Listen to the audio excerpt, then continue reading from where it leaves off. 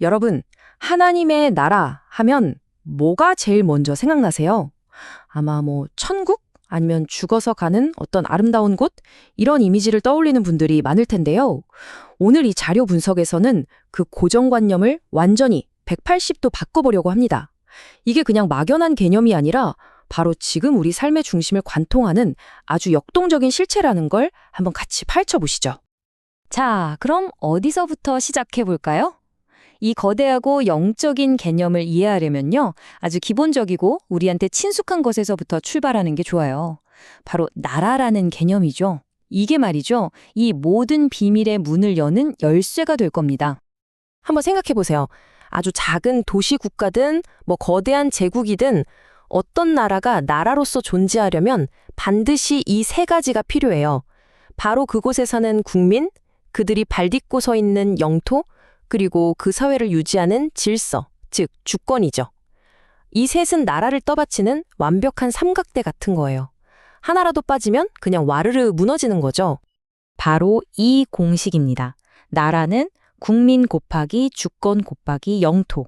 이게 오늘 우리가 하나님의 나라라는 수수께끼를 푸는 핵심적인 도구가 될 거예요. 보세요. 이 세 가지 중에 단 하나라도 0이 되면 어떻게 되죠? 결과는 무조건 0이죠. 즉, 나라가 성립될 수 없다는 뜻입니다. 이 간단하면서도 강력한 공식 꼭 기억해 주세요. 자, 이제부터 진짜 흥미로워집니다. 우리가 방금 살펴본 이 간단한 나라의 공식 있잖아요. 이걸 가지고 우리 눈에는 보이지 않는 두 개의 거대한 영적 왕국을 분석해 볼 수 있다면 어떨까요? 지금부터 그 놀라운 비교를 시작해 보겠습니다. 이 화면 좀 보세요. 진짜 놀랍지 않나요? 우리 안에는요, 두 개의 나라가 동시에 존재할 수 있다는 거예요. 세상 나라와 하나님의 나라. 그런데 국민은 누구죠? 바로 나 자신입니다. 영토는 어딘가요? 그것 역시 나 자신, 바로 내 삶이죠. 국민과 영토는 똑같은데 결정적인 차이가 딱 하나 있습니다. 바로 주권.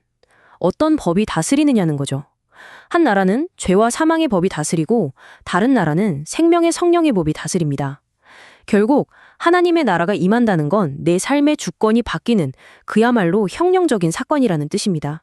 우리가 그냥 나라 또는 왕국이라고 번역해서 쓰고 있지만 사실 원래 단어에는 훨씬 더 깊고 역동적인 의미가 숨어 있어요. 이제 그 원어의 의미를 파헤쳐 보면서 우리가 뭘 놓치고 있었는지 한번 발견해 보겠습니다. 성경이 말하는 나라, 그리스어로 바실레이아는 우리가 생각하는 그런 땅이나 건물을 의미하는 단어가 아닙니다. 그 본질은 바로 왕의 통치 행위 그 자체, 즉 왕의 영향력과 권능이 미치는 상태를 의미해요. 마치 있잖아요. 강력한 자석 주변에 눈에는 보이지 않지만 자기장이 쫙 형성되는 것처럼 말이죠. 이건 정말 중요한 생각의 틀을 완전히 깨는 이야기입니다. 그래서 성경은 이 개념을 하나님의 나라, 하늘나라, 아버지의 나라 등등 여러 이름으로 불러요. 이름은 조금씩 달라도 핵심은 딱 하나입니다. 바로 누가 다스리는가, 하나님의 다스림, 그분의 통치가 임하는 상태를 의미하는 거죠.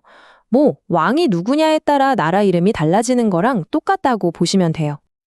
자, 나라가 특정 장소가 아니라 왕의 통치라는 개념으로 이해되기 시작하니까 기존의 많은 종교적인 생각들이 막 흔들리기 시작하죠. 특히 하나님이 머무시는 거룩한 장소라고 여겼던 성전에 대한 생각도 완전히 새롭게 봐야 합니다. 구약의 이사야 선지자는 이렇게 외칩니다. 하늘은 나의 보좌고 땅은 나의 발판인데 너희가 나를 위해 무슨 집을 짓는다는 말이냐? 이 질문은 마치 거대한 바다를 작은 컵에 담으려는 시도처럼 유한한 인간이 무한한 하나님을 특정 공간에 가두려는 게 얼마나 불가능한지를 딱 보여주는 거죠. 그리고 놀랍게도 이사야의 이 외침은 수백 년이라는 시간을 그냥 훌쩍 뛰어넘어서 신약 시대에 그대로 반복됩니다. 이게 시대를 초월하는 진리라는 걸 다시 한번 확인시켜주는 거예요. 결론은 명확합니다. 우주를 만드신 창조주께서 어떻게 사람이 손으로 만든 작은 건물 안에 갇혀 계시겠습니까? 그렇다면 하나님의 진정한 성전, 그분의 나라는 어딘가 다른 곳에 있다는 아주 강력한 암시 아닐까요? 그럼 이제 질문이 생기죠.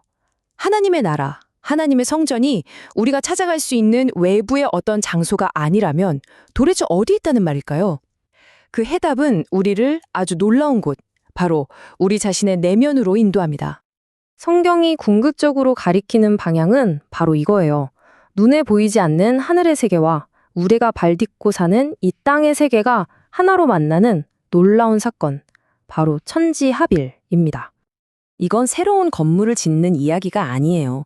마치 오랫동안 닫혀있던 무대의 막이 활짝 열리는 것처럼 그동안 가려져 있던 하나님의 임재의 장소, 즉 장막 성전의 진짜 실체가 마침내 우리 눈앞에 드러나는 그런 극적인 순간을 말하는 겁니다.